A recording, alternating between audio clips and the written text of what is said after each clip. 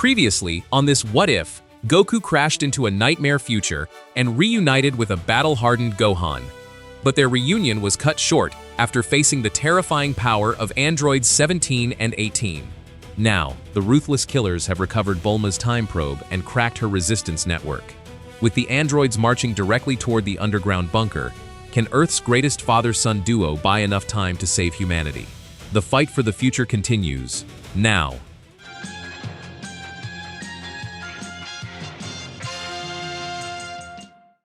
Explosions rolled through the underground bunker before Bulma finished copying the final evacuation map. Dust sifted from the ceiling. One monitor displayed dormant Capsule Corp facilities activating across West City under an external search. Another showed the probe's diagnostic pulse moving between those sites.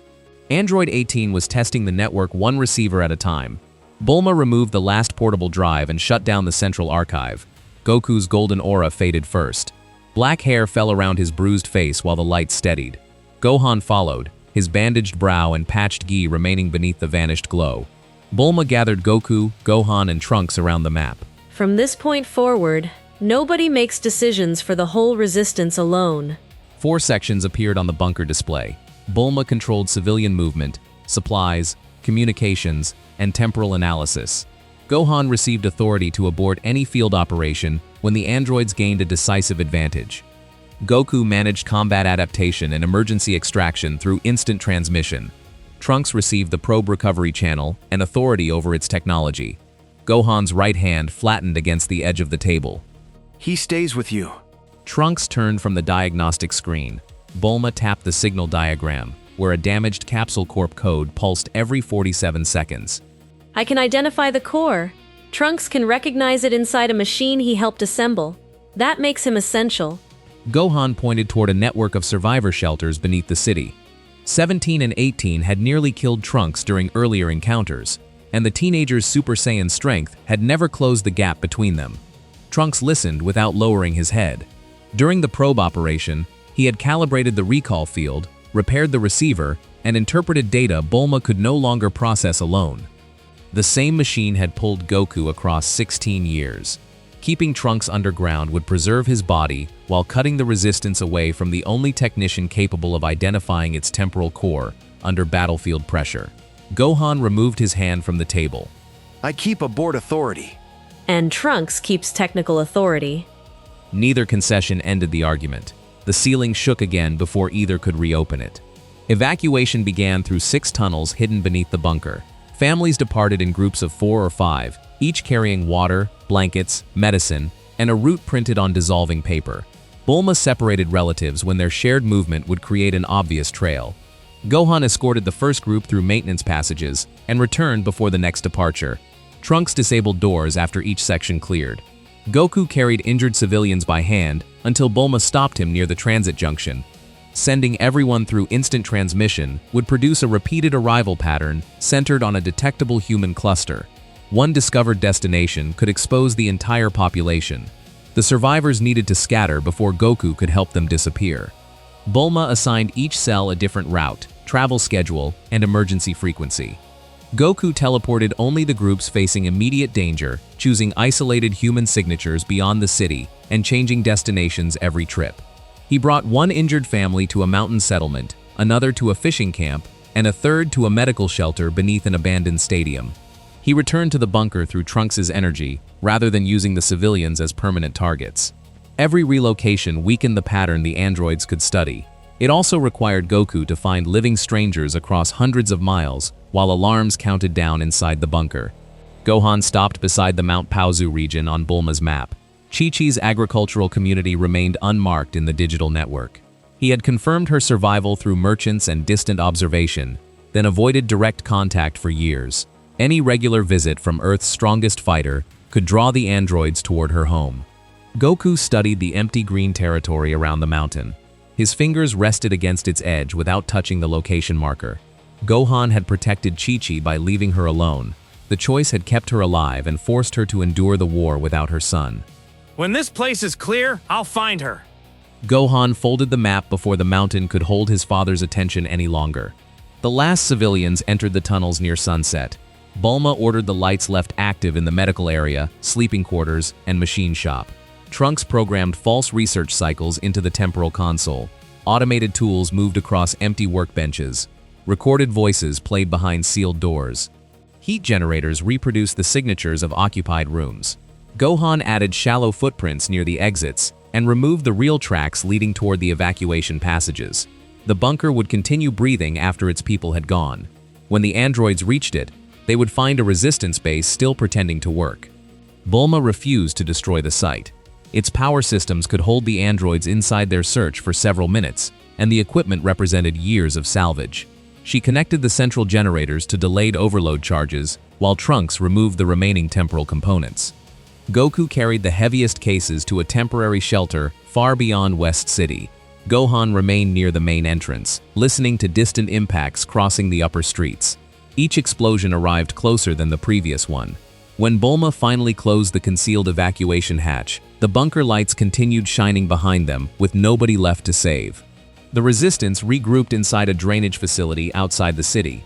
Water had stopped flowing through its concrete channels years earlier, leaving enough space for portable consoles and medical cots. Trunks connected the probe tracking receiver to an independent battery. The damaged core still emitted Capsule Corp diagnostic pulses as its internal systems searched for the destroyed launch platform. Those signals did not reveal the androids. They revealed the machine in 18's possession. Trunks marked each pulse on a city map. The source had stopped at an abandoned Capsule Corp satellite facility east of West City. Bulma enlarged the facility plans. It contained reinforced data vaults, independent generators, and an uplink tower tall enough to draw the diagnostic signal above the surrounding ruins. Android 18 had selected a building designed to communicate with every Capsule Corp installation across the continent. The choice made the location useful and exposed. It's bait. Gohan examined the narrow access corridors.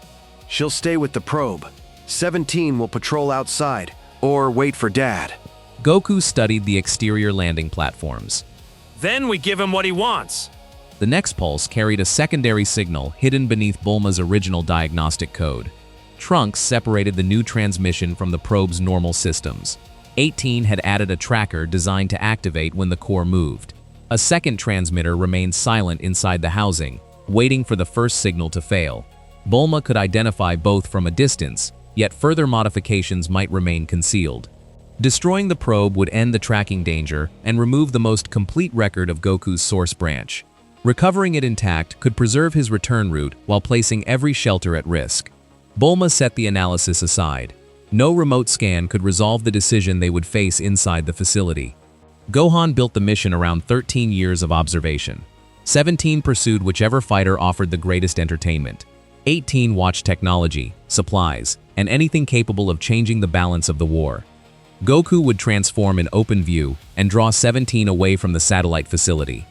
Gohan would enter from the western side and occupy 18 inside the structure. Trunks would reach the probe through maintenance levels beneath the main vault. Bulma would direct all three from the drainage shelter. If Gohan ordered withdrawal, every objective would be abandoned immediately. Trunks placed his sword on the planning table. The weapon would catch against the service shafts beneath the facility, and steel offered little value against 18. Gohan pushed it back toward him. Keep it.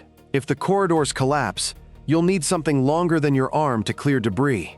Trunks secured the sheath across his back and tested the angle against the maintenance diagram.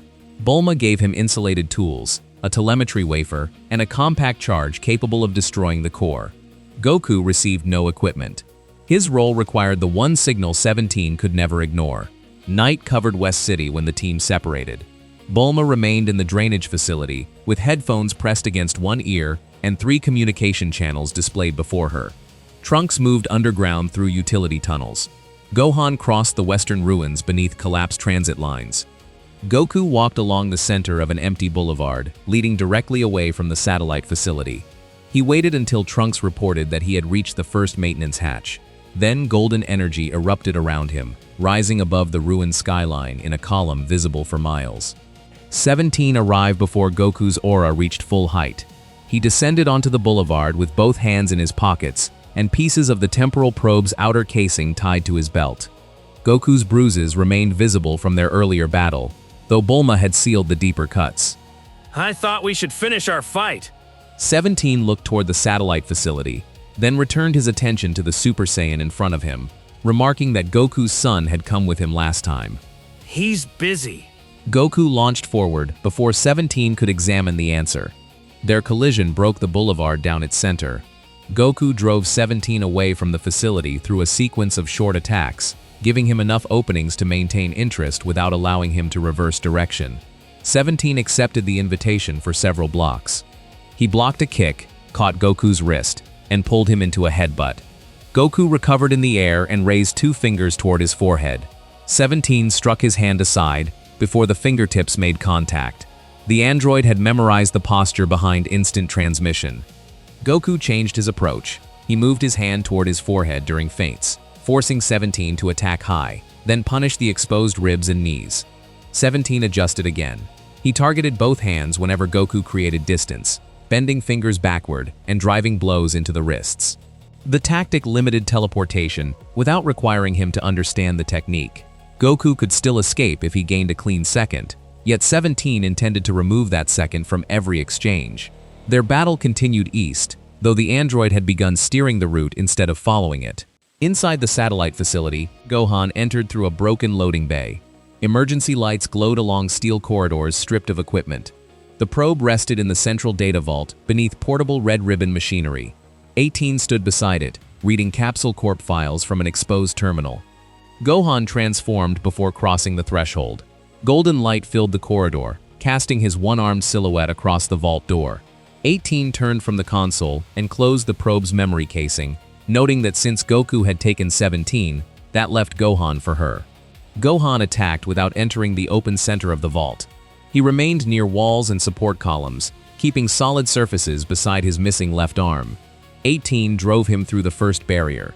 He rotated with the impact, landed against the next wall, and used it to launch a one-handed counterstrike. Narrow corridors restricted her approach and reduced the number of angles she could exploit. Gohan refused opportunities that would carry him deeper into the building. Every movement kept 18 facing away from the maintenance access beneath the probe. 18 noticed the pattern when Gohan abandoned a clear attack to block the eastern corridor. She tore a support beam from the ceiling and threw it through 3 interior walls. The impact opened the facility from one side to the other, exposing service shafts and cable trenches beneath the floor. Gohan fired a compact blast that diverted falling concrete away from the lower levels. 18 watched the debris curve away from an apparently empty section. Her attention moved toward the maintenance route Trunks was using. Gohan struck before she could investigate. His right fist drove her through the probe's monitoring station, showering the vault with glass and circuit boards. 18 caught his ankle during the follow-through and slammed him against the floor. Steel buckled beneath his back. She pressed a boot against his chest and looked toward the exposed shaft. Observing that Bulma had sent someone smaller, Gohan fired from his palm and forced her away. The mention of his mother and Trunks pulled his next attack beyond the controlled rhythm he had established. 18 used the change immediately. She allowed Gohan's charge to carry him past her, struck the bandage above his brow, and reopened the wound from the previous battle. Blood crossed his cheek and entered one eye. She moved toward the maintenance shaft. Gohan caught her jacket with his right hand and dragged her back into the vault. 18 answered by collapsing the western corridor behind him, removing the wall that had protected his missing side. The battlefield expanded into open space while the ceiling began failing above them. 2 levels below, Trunks crawled through a service conduit with Bulma's scanner held between his teeth. Each impact above bent the metal around his shoulders. He reached the probe chamber from beneath and cut through the maintenance grill. The temporal core sat inside a reinforced housing surrounded by wires that had never belonged to Bulma's design. Trunks identified the primary tracking pulse first. The secondary transmitter had been embedded beneath the extraction cradle. A pressure trigger connected both systems to the core housing. Removing the core intact would release the trigger. Disabling the first tracker would activate the second. Cutting the transmitter would send a final signal containing the facility's position and any route followed afterward. Trunks inserted the telemetry wafer and copied the accessible return data. Corruption spread across the file before 1/4 of the sequence completed. The intact core held Goku's best path home. It also carried enough tracking equipment to follow the resistance through every escape route they used. Trunks opened his communication channel. Static swallowed the first transmission. Collapsing walls above had severed the facility relay. while 18's machinery disrupted the remaining frequencies. Trunks, report. Her voice reached him in broken pieces. He described the trigger, the 2 transmitters, and the incomplete copy. Only scattered words returned from Bulma. The core housing began counting down after detecting his tools inside the casing. He had seconds to remove it, leave it, or destroy it. No order could reach him before the machine decided for everyone. Trunks pulled the corrupted telemetry wafer from its slot and stored it inside his jacket. He placed Bulma's compact charge against the temporal core. His thumb remained above the trigger, while the housing displayed age 764 and Goku's extraction lock. The coordinates represented Goku's family, Frieza's arrival, and an Earth that might already be burning. The tracking systems represented every living person Trunks had helped evacuate. He closed the core housing around the charge and armed it. The explosion tore through the lower chamber. Trunks threw himself into the service conduit as the temporal core collapsed inside a sphere of blue-white energy. Both tracking transmitters vanished with it. The blast split the probe's frame, destroyed its intact navigation memory, and drove a shock through the satellite facility. Trunks covered the telemetry wafer with his body, while heat rolled through the conduit. Above him, floors dropped toward the lower levels. Goku's clearest route to age 764 disappeared beneath falling steel. Inside the main vault, 18 turned toward the blast. The destroyed probe told her that Gohan had protected an infiltrator long enough to reach the core. She struck Gohan across the face, blasted through the damaged floor, and opened the lower levels to the sky. Trunks climbed from the service conduit into the collapsing chamber. Concrete dropped around him. 18 saw the Capsule Corp jacket, the sword, and the teenager holding one hand over a protected object inside his clothing. Gohan intercepted her first attack. His body crossed between 18 and Trunks as a blast tore through the chamber. The impact burned across Gohan's back and drove both Saiyans through a fallen partition. Trunks pulled himself from beneath his mentor and saw blood spreading across the torn orange gi. Golden light erupted around the teenager. His lavender hair rose into the Super Saiyan form, and his sword cleared its sheath in one motion as he shouted at her to get away from him. Trunks attacked 18 through the falling debris. His sword forced her to shift around the blade, yet its edge failed to cut her body. She caught the weapon between both palms and broke it near the guard. Trunks continued with a kick.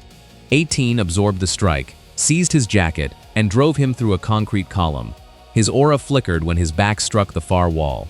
She reached him before the broken sword pieces hit the floor and buried a fist beneath his ribs. Gohan rose from the rubble with smoke lifting from the burn across his back. The reopened cut above his brow covered one side of his face. 18 held Trunks by the front of his jacket, preparing another strike. Gohan's abort signal sounded through every resistance channel. Mission over. Withdraw. Trunks' right hand closed around 18's wrist. His aura surged once, urging him to continue. Then his fingers released. He stopped resisting, protected his head, and obeyed the order he had agreed to follow. Bulma received the abort signal inside the drainage facility. She switched to Goku's channel and transmitted Trunks' last known position. East of the satellite station, 17 had driven Goku into the remains of an elevated roadway. Goku blocked a strike with his injured wrist and felt Trunks' Super Saiyan energy flare inside the collapsing building. Gohan's signal followed. The mission objective vanished from his attention. He released a broad energy blast between himself and 17, filling the roadway with shattered concrete and dust. 17 crossed through the blast and struck toward Goku's hands. Goku avoided the attack without attempting instant transmission. He dropped beneath the broken roadway, accelerated through the dust, and used the structure to block 17's vision. 2 fingers reached his forehead after the android lost sight of them. Goku locked onto Trunks' fading Super Saiyan energy. The roadway vanished around him before 17 cleared the debris. Goku appeared beside Trunks as 18 raised him for another blow. His boot struck her forearm and released the teenager from her grip. Goku caught Trunks with one arm and placed his other hand against Gohan's shoulder. Gohan remained conscious long enough to confirm both contacts. 18 lunged. Goku's fingers touched his forehead, and all 3 Saiyans disappeared before she closed the distance. The collapsing facility remained behind, carrying no signal toward their destination. Goku materialized inside the drainage shelter with Trunks and Gohan. Bulma cleared the central table before their boots touched the concrete. Gohan fell onto the medical blankets. Trunks returned to base form while his golden aura broke into fading sparks. Bruises covered his torso, and blood marked the corner of his mouth. Goku's wrists had swollen under 17's repeated attacks. He stayed upright long enough to check both younger Saiyans before his own transformation faded. Bulma treated Gohan's burned back first. Trunks sat against the wall with the corrupted telemetry wafer inside both hands. Its casing had warped from the explosion, yet the internal light continued blinking. He placed it beside Bulma and explained the trigger system, the secondary transmitter, and the countdown, telling them plainly that he had destroyed the core. The words stopped every movement around the table. Goku looked at the wafer, containing a fraction of his return data. Trunks kept his attention on the floor drain between his boots. Bulma connected the wafer to an isolated reader. Broken coordinates appeared in fragments, including part of the Age 764 target lock and an incomplete branch signature. It could support future reconstruction. It could not guide a machine home by itself. Bulma compared the saved data with the tracker design Trunks had described. An intact core would have activated the secondary transmitter the moment they removed it. Any teleportation destination used afterward could have been linked to the resistance through the returning diagnostic pulse. You made the correct decision. Trunks raised his head. Bulma turned the reader toward Gohan and Goku, displaying the transmitter sequence. Gohan rested face down while medical sealant hardened across his back, admitting that he would have tried to carry it out. He looked toward Trunks through the loose hair beside his bandage, telling him that he had protected the shelters. Goku picked up the damaged wafer and placed it back in Trunks' hand. My Earth was part of the decision. You don't carry that part alone. Trunks closed his fingers around the casing. The choice had stranded Goku more securely and preserved every evacuation route they still possessed. Hours passed while Bulma monitored the abandoned bunker. 18 eventually reached it through the Capsule Corp network. Internal cameras showed her walking among active lights and empty workstations, while 17 tore open sealed doors. Recorded voices drew them through false sleeping quarters. The androids found the melted temporal platform and delayed overload charges. 18 disabled the main detonation before it could trap them. She still spent enough time inside for the final survivor cells to clear West City. The bunker had performed its last task. Gohan regained his feet before Bulma approved. Fresh wrappings covered his brow and torso. He found Goku alone in the dry channel beyond the medical area, practicing the hand movement for instant transmission with swollen wrists. Gohan stood on the upper concrete ledge. You're already preparing to fight them again. Goku lowered his hands. I'm preparing to get everyone out next time. Gohan stepped down into the channel. You still think survival is always available? Goku studied the burns visible above Gohan's bandages. During both operations, Gohan had placed his body between the androids and someone younger. Every defensive choice accepted permanent injury as the expected cost. You enter every fight, ready to die. Gohan's right fist pressed into the bandage, crossing his palm. You saw one day. I buried people for 16 years. Goku nodded once. He had no memory capable of answering that history. You're right. I don't get to judge those years. Gohan stepped closer, until the height difference between child and father had disappeared. He demanded recognition as the fighter who had studied the androids, protected the survivors, and carried decisions Goku never faced. He refused to become the 11-year-old preserved in Goku's memory. Goku accepted each demand without looking away. Then he identified the pattern beneath Gohan's missions. Part of Gohan kept searching for a battle costly enough to end his responsibility. Another strong fighter had finally arrived, and Gohan's prepared death could pass the war into someone else's hands.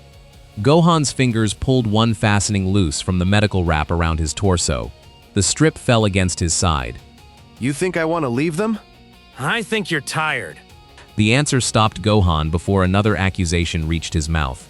Goku moved to the center of the channel and lowered himself into a neutral fighting stance. Teach me this war.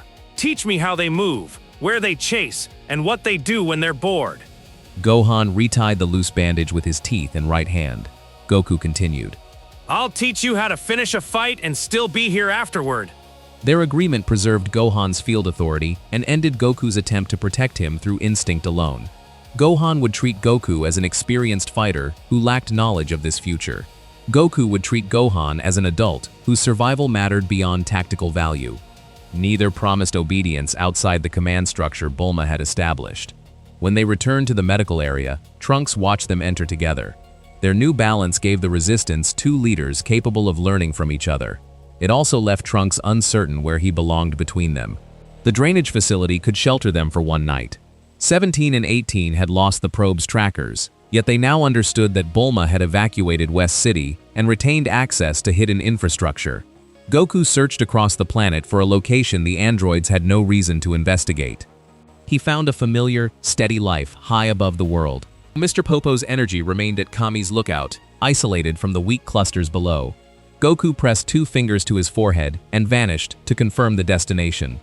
Mr. Popo stood beside the White Palace when Goku appeared on the lookout tiles. The gardens had grown beyond their borders, and fallen leaves covered sections once maintained by Kami. No guardian watched from the palace entrance. Popo recognized Goku's face and clothing, then examined the bruises belonging to a battle 16 years after Goku's death. Goku gave him the shortest explanation he could manage. Popo listened without interruption. When Goku asked about the Room of Spirit and Time, Popo turned toward the palace interior. The chamber door remained sealed and functional. Goku returned to the drainage shelter and began moving the resistance. He teleported Bulma and the most seriously injured survivors first, using Mr. Popo as the stable target. Gohan traveled during the second trip. Trunks carried the remaining temporal equipment during the third.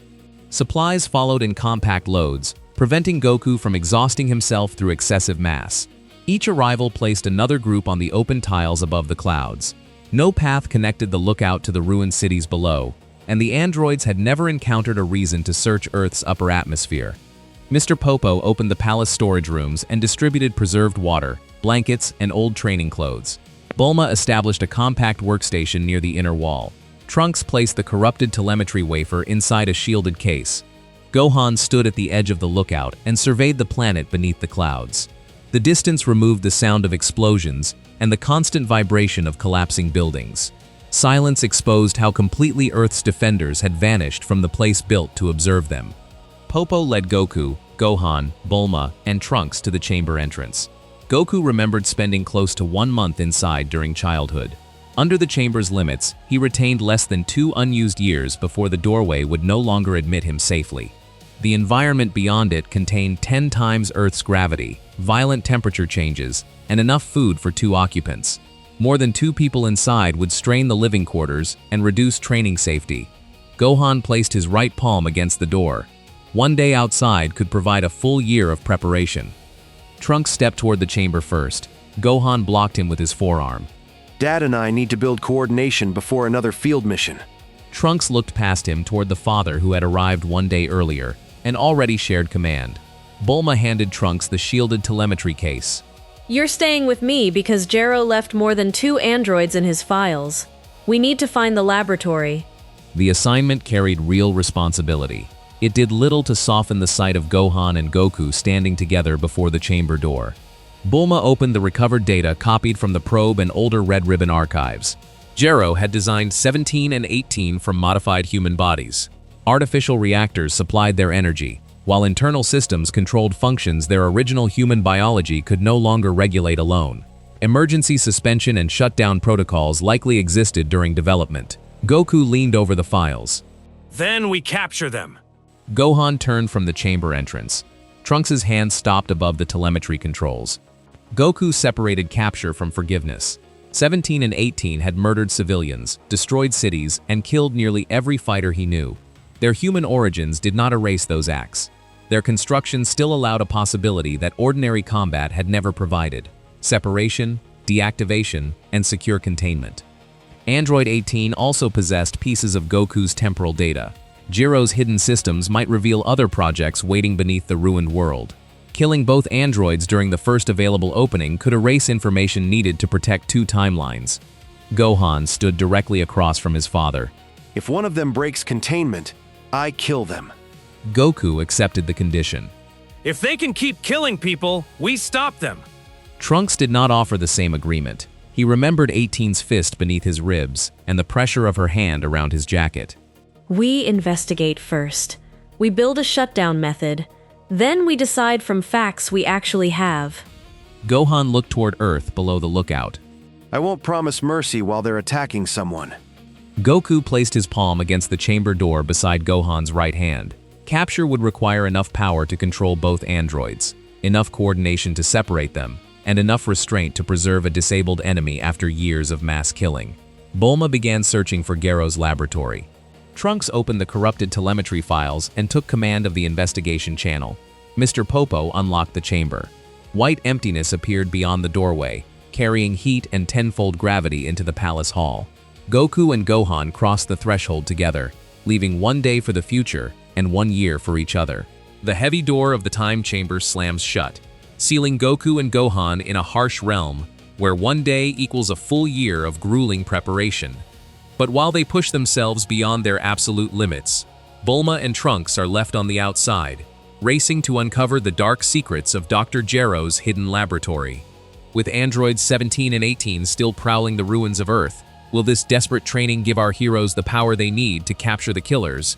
Or will the androids uncover Kami's lookout before the ultimate counterattack can even begin? The clock is ticking. Find out on the next heart-pounding episode of this Dragon Ball What If.